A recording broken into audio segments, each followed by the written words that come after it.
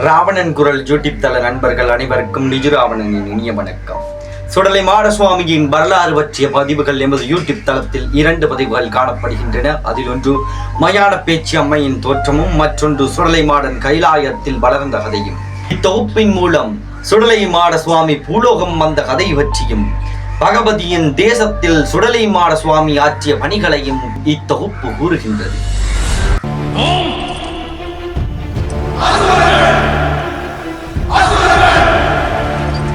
கைலாயத்தின் தென் வாசலின் வழியாக வெளியேறினார் சுடலை மாடசுவாமி.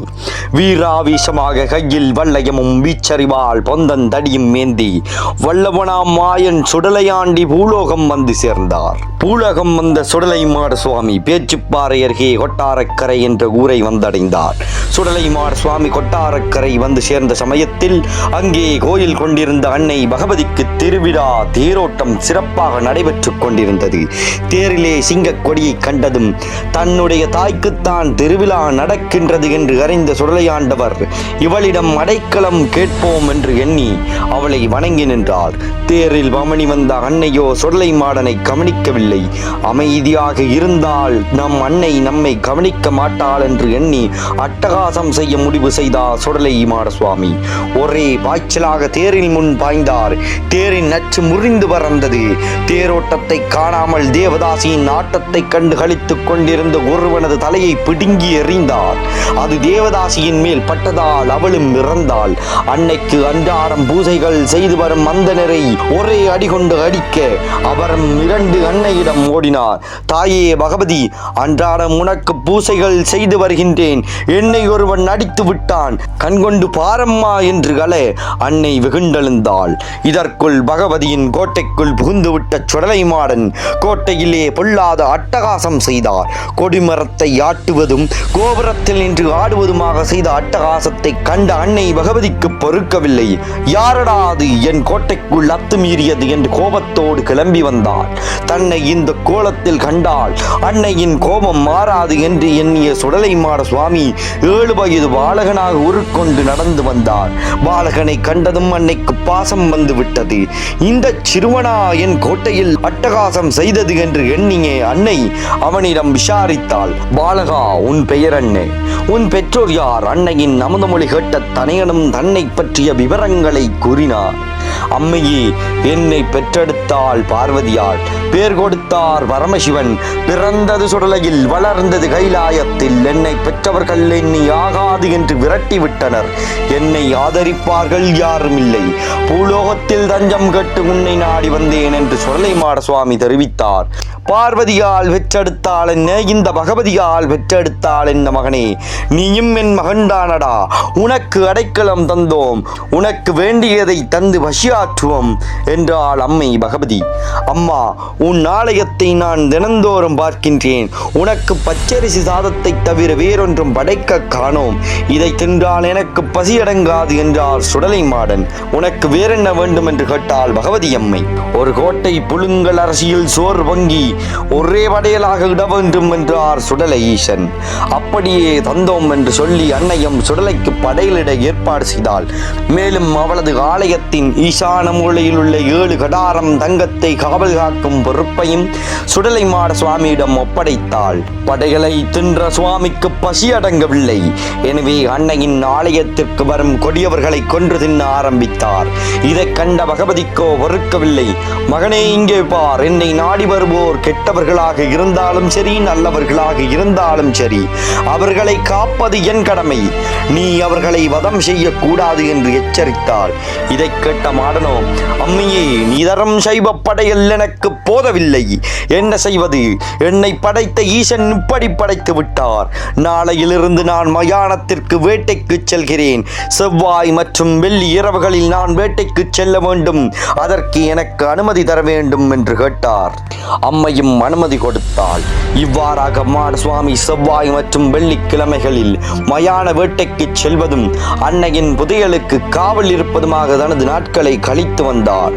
அந்த சமயத்தில் தான் இப்படியாக சுடலை மாடன் கொட்டாரக்கரை பகவதியின் ஆலயத்தில் ஏறு கடாரம் தங்க புதையலுக்கு காவல் இருந்து கொண்டிருந்த சமயத்தில் மலையாள தேசத்திலே நந்தம் புனலூர் என்ற ஊர் இருந்தது. அங்கே காளி பெரும்புளையன் என்றொருவன் வாழ்ந்து வந்தான்.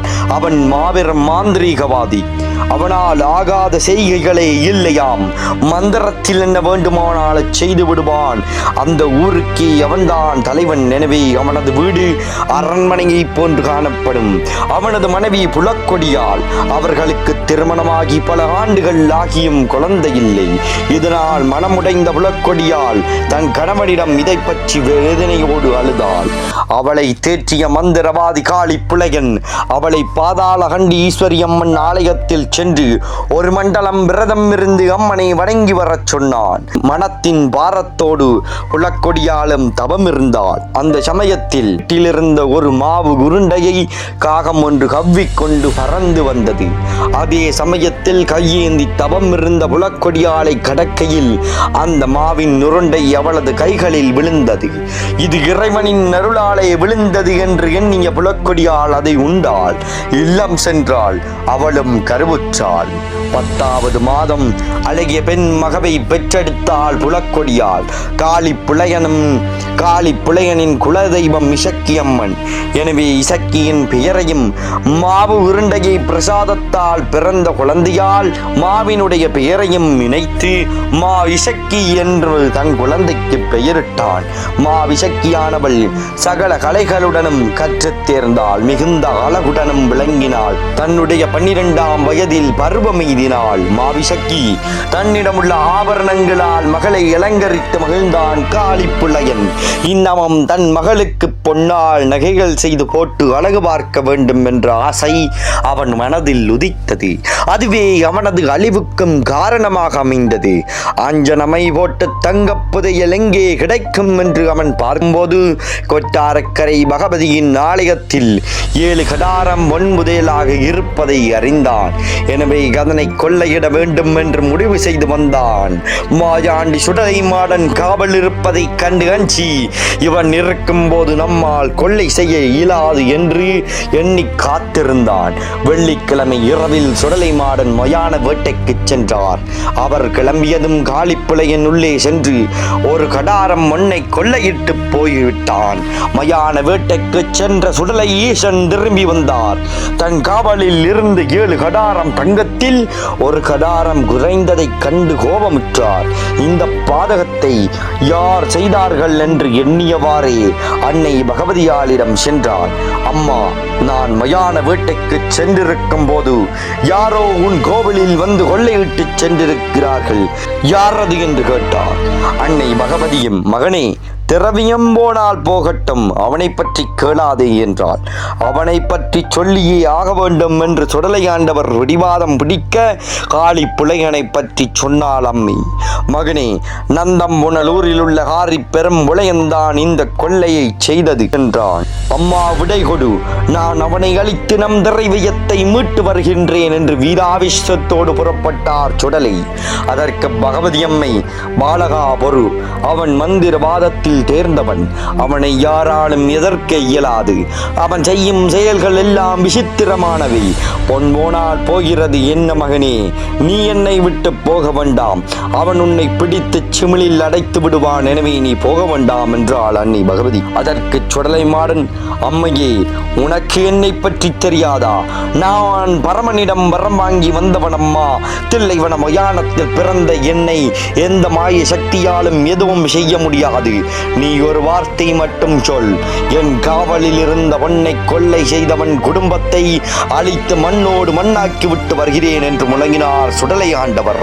அன்னை மேலும் மறுத்தாள். அம்மையே, இன்னும் 8 நாட்களுக்குள் தெரியும். மாயம் செய்யும் மந்திரவாதியா அல்லது இந்த மாயாண்டியா என்பது. நீ விடை கொடு என்று வழிவேகத்தோடு ஓலமிட்டார் சுடலை ஈசன்.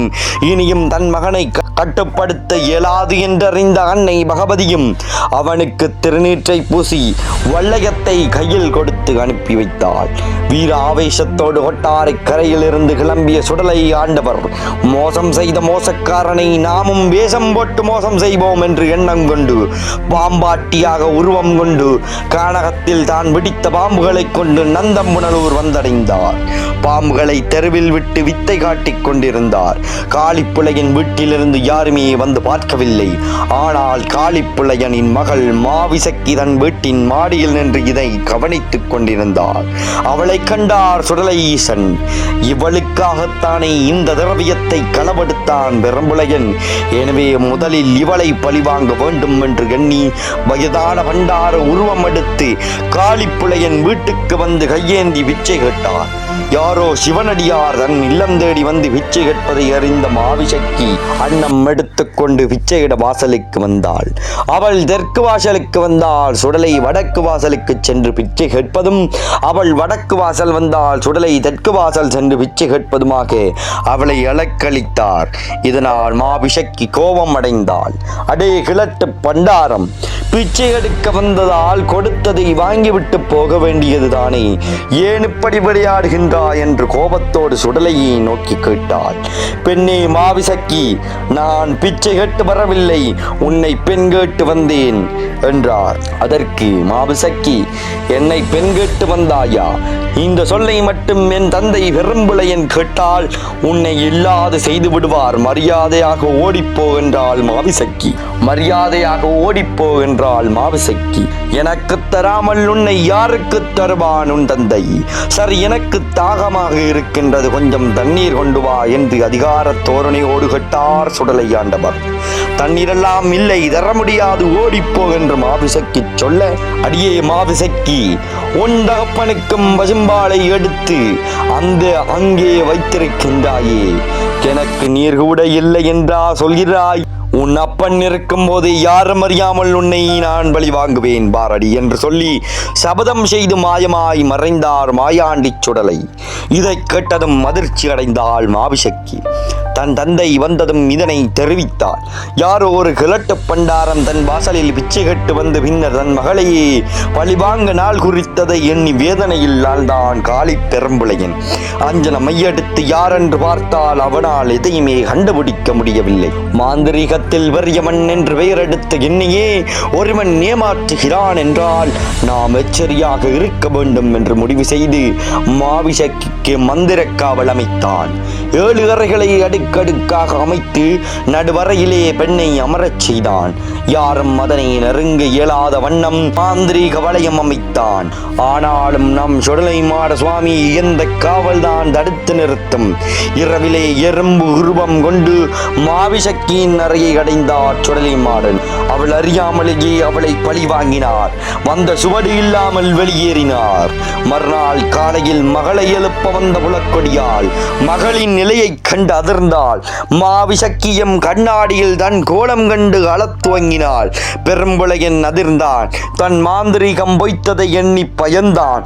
வந்தவன் மிகப்பெரிய ஆள், தன்னால் அவனை எதிர்க்க இயலாது என்பதை புரிந்து கொண்டான்.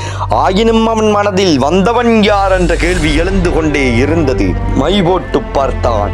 ஏவல் தேவதைகளிடமும் கேட்டான். யாராலும் சொல்ல முடியவில்லை. மாவிசக்கியும் கர்ப்பமானாள். இத்தோடு விடவில்லை சுடலை மாடன். என் ஆலயத்தில் புகுந்து திருடியவனை குடும்பத்தோடு பழி தீர்ப்பேன் என்று சபதம் செய்தார் இல்லையா? எனவே பெரும்புளையனை குடும்பத்தோடு அழிக்க நாள் பார்த்து காத்திருந்தார். மாவிசைக்கு நிறைமாத கர்ப்பிணியாக இருந்தாள். ஆலடி புதூரிலே காக்காட்சி மலை தாண்டி பழியன்மார்கள் விவசாயம் செய்து வந்தார்கள். அவர்கள் விவசாயம் செய்யும் சோலையை நாசம் செய்தால் புலையன் நேரில் வருவான். அவனை பழி வாங்கலாம் என்று எண்ணிய சுடலை மாட சுவாமி பழியன்மார்கள் விவசாயம் செய்து வந்த சோலைக்குள் ஒரு நாள் இரவு புகுந்து அதனை முற்றிலும் நாசம் செய்தார். மறுநாள் காலையில் வந்து பார்த்த புலியன்மார்கள் அதிர்ச்சியில் புலையனிடம் ஓடி வந்தார்கள். புலையனும் தானே நேரில் வந்து பார்ப்பதாக கூறி அவர்களை அனுப்பி வைத்தான். புலையன் காக்காட்சி மலைக்கு செல்ல இருப்பதை அறிந்த விளக்கொடியால் அவனை தடுத்தாள். போக வேண்டாம், நான் பொல்லாத கனவு கண்டேன் என்று சொன்னாள். யாராலும் என்னை எதுவும் செய்ய இயலாது, நீ என்னை தடுக்காதே என்று சொல்லிவிட்டு புலையன் புறப்பட்டு சென்றான். பளியர்களின் சோலையில் அமர்ந்து மை போட்டு பார்த்தபோது அவனால் எதுவும் கண்டுபிடிக்க முடியவில்லை. பிறகு சுடலைமாறன் தானே அவன் நேரில் பிரசன்னமானார். தான் யார் என்பதை அவனுக்கு தெரியப்படுத்தினார். என் அன்னையின் ஆலயம் புகுந்து கொள்ளை அடுத்த பெரும்புளையா, உன்னை சந்திக்கவே நேரம் காத்திருந்தேன் என்று அவன் கையில் இருந்த தாம்பூலத்தை பிடுங்கி அவன் சென்னியில் ஒரே அடியாக அடித்தார். நடுங்கி போனான் காளிப்புலையன். ஐயா, உன் பலமறியாது உன் காவலில் இருந்த திரவியங்களை கொள்ளை கொண்டு வந்து விட்டேன், என்னை மன்னித்து விடு, நாம் பங்காளிகளாக இருப்போம் என்று சொல்லை மாடனிடம் பேரம் பேச ஆரம்பித்தான் காளிப்புலையன். என்ன, என்னுடன் பங்காளியா? எனக்கு உன்னால் கொடை கொடுக்க இயலுமா என்று கேட்டார் சுடலை மாடன். அதற்கு காளிப்புலையன், நீ என்ன வேண்டுமானாலும் கேள், நான் தருகிறேன் என்றான் புலையன். அதற்கு குற்றம் எதையும் பொறுக்காத சுடலை மாட சுவாமி 7 பரன்கள் போட்டு எட்டாத உயரத்தில் ஏணி வைத்து மாலை சாற்றி கும்பம் வைத்து ஒரு பரனில் சூழ் ஆடுகளும், ஒரு பரனில் சூழ் வன்றிகளும், ஒரு பரனில் சூழ் எருமைகளும், ஒரு பரனில் கருங்கிடாக்களும், ஒரு பரனில் செங்கிடாக்களும், ஒரு பரனில் ஒரு கோட்டை புழுங்கல் அரிசி சோற்றை ஒரே படைப்பாகவும் போட வேண்டும். அப்படியே செய்கின்றேன், என்னை விட்டுவிடு என்றார் காளிப்புலையன். அப்போது சுடலை மாடன் கூறினார், அது மட்டுமல்ல, 7வது பரனிலே ஒரு நிறைமாத கர்ப்பிணி பெண்ணை எனக்கு பலி கொடுக்க வேண்டும். அவளும் தன் தகப்பனுக்கு ஒரே பெண்ணாக இருக்க வேண்டும். அவளுக்கும் அதுதான் முதலாவது குழந்தையாகவும் இருக்க வேண்டும் என்றார். மேலும் அப்படி நீ எனக்கு பலி கொடுத்தால் உன் வாக்குக்கு நான் கட்டுப்பட்டு, உன் சிமிழுக்குள் நான் கட்டுப்பட்டு அடைபடுவேன் என்று வாக்கு கொடுத்தார் சுடலை மாட சுவாமி. இதில் மயங்கிய பெரும்புலையன் பலிகளை கொடுப்பதற்கு ஏற்பாடுகளை செய்தான். பரன்கள் அமைத்தான். ஆடுகளும் பன்றிகளும் எருமைகளும் கிடாக்களும் கிடைத்தன. நிறைமாத கர்ப்பிணிக்கு எங்கு செல்வது என்று யோசனை செய்த போது மாவிசக்கியின் நினைவுதான் வந்தது. தனது மகளை விட மாந்திரீகமே முக்கியம் என்று எண்ணி அவளையே வழியிட தீர்மானித்தான் பெரும்புலையன். வீட்டுக்கு வந்தான். மகளை அழைத்தான். மகளே மாவிசக்கி, நம் குல தெய்வத்திற்கு பலி கொடுக்கப் போகின்றேன், நீயும் வா, நாம் செல்லலாம் என்று அழைத்தான். அப்போது மாவிசக்கி, அப்பா, நானோ நிறைமாத கர்ப்பிணி, நான் அதை போன்ற பலி கொடுப்பது எல்லாம் காணக்கூடாதல்லவா, நான் வரவில்லை என்று மறுத்தாள். அவளை சமாதானம் செய்து அழைத்துச் சென்றான். 7வது பரனிலே அவளையும் மேற்றி அவளது கைகளையும் கால்களையும் கட்டினான். மாவிசக்கி புரிந்து கொண்டாள். அடே சண்டாளா, பெற்ற மகளெங்கும் பாராமல் என்னையும் கொலை செய்து பலியிடத் துணிந்து விட்டாயே, நீ உருப்படுவியா? நான் மறித்து 7 நாட்களுக்குள் நீயும் இறந்து விடுவாய் என்று சாபமிட்டு அழுதாள். அதையெல்லாம் காதில் வாங்கவில்லை காளிப்புலையன். அத்தனை ஆடுகளையும் எருமைகளையும் பன்றுகளையும் கிடாக்களையும் பலி கொடுத்தான். ஏற்றுக்கொண்டார் சுடலை மாடன். ஒரு கோட்டை புழுங்கல் அரிசி சோற்றையும் ஏற்றார். இறுதியாக தனது மகளையும் நெஞ்சை கிழித்து பலி கொடுத்தான். அதையும் ஏற்றார். பின்னர் தான் சொன்னது போல் அவனது கட்டுக்குள் அடங்கி சிமிழுக்குள் அடைபட்டார் சுடலை மாடன். சுடலை மாடனை அடைத்து விட்டோம், இனி பகவதியில் உள்ள அனைத்து தங்கங்களையும் கொண்டு வந்து விடலாம் என்று எண்ணிய புலையன் சுடலை மாடனை அடைத்த சிமிழை அங்குள்ள குளத்தில் புதைத்து வைத்தான். தன்னுடைய மகன் மாடன் காளிப்புலையினால் அடைபட்டு கிடப்பதை அறிந்த பார்வதி தேவி கைலாயத்தில் கொந்தளித்தாள். அன்னையின் அகோர வடிவம் உருவாகி அவள் பல எல்லைகளையும் காளிகளையும் கடந்து எச்சு பசாசுகளை எல்லாம் எத்தியெடுத்து சுடலையில் நின்ற பூதங்களை எல்லாம் அள்ளி விழுங்கி நாக்கை நீட்டி அங்கே இருந்த பூத படைகளை எல்லாம் படுகள பூதங்களை எல்லாம் அள்ளி விழுங்கி ஆக்ரோஷமாக சுடலை வேச்சி அவதாரம் எடுத்து எடுத்து சுடலை மாறனின் கட்டை அவிழ்த்தாள். காளிப்புலையின் முன்னே ஆங்கார சுரூபமாக வெளிப்பட்டார் சுடலை மாட சுவாமி. அடே பெரும்புலையா, தங்கத்திற்கு ஆசைப்பட்டு வச்ச மகளையே பலி கொடுத்த சண்டாளா, உன்னை போன்ற பெரும்பாவிகள் உயிரோடு இருக்கலாமா? என் அன்னையின் ஆலயம் புகுந்து திருடிய உன்னை குடும்பத்தோடு அழிப்பேன் என்று அன்னையின் முன் சபதம் செய்தேன். இப்போது அதை நிறைவேற்றுகிறேன் என்று சொல்லி அவனையும் அடித்தார். அருகே நின்றிருந்த புலக்கொடியாளையும் அடித்தார். தன் அன்னையின் ஆலயத்திலிருந்து புலையன் கொள்ளையடித்துச் சென்ற திரவியங்களை மீட்டு கொட்டாரக்கரை திரும்பினார். அவற்றை மீண்டும் அன்னையுடனே சேர்ப்பித்தார். அன்னையே, இப்போது புரிந்ததா உன் மகனின் பராக்கிரமம் என்று அன்னை பகவதியை வணங்கி நின்றார். மெச்சினோம் மகனே, ஆனால் நீ இப்படி பழி வாங்குவதெல்லாம் கூடாதப்பா. தெய்வங்கள் எல்லோரும் மனிதர்களை ரட்சிக்கத்தான் வேண்டும். நீயும் வரங்கொடுக்கும் தெய்வமாக வேண்டும் என்று அவனை ஆசிர்வதித்தாள். அப்படியே செய்கின்றேன் அன்னையே, எனக்கு விடை கொடு. ஆனால் தவறென்று இழைத்தால் நான் குற்றம் பொறுக்க மாட்டேன் என்று அன்னையிடம் சொல்லி அனுமதி வாங்கி கொட்டாரக்கரை விட்டு புறப்பட்டார் சுடலை மாட சுவாமி. இந்த வீடியோ பிடிச்சிருந்தால் லைக் பண்ணுங்கள், கமெண்ட் பண்ணுங்கள், ஷேர் பண்ணுங்கள். இதே போல் பல தெய்வங்கள் பற்றிய ரகசியங்களையும் அற்புதமான உண்மைகளையும் இந்து சமயம் பற்றிய சுவாரஸ்யமான தகவல்களையும் அறிந்து கொள்ளணும்னா நம்ம யூடியூப் சேனலை சப்ஸ்கிரைப் பண்ணி பக்கத்தில் இருக்கிற பெல் ஐக்கானை கிளிக் பண்ணுங்கள்.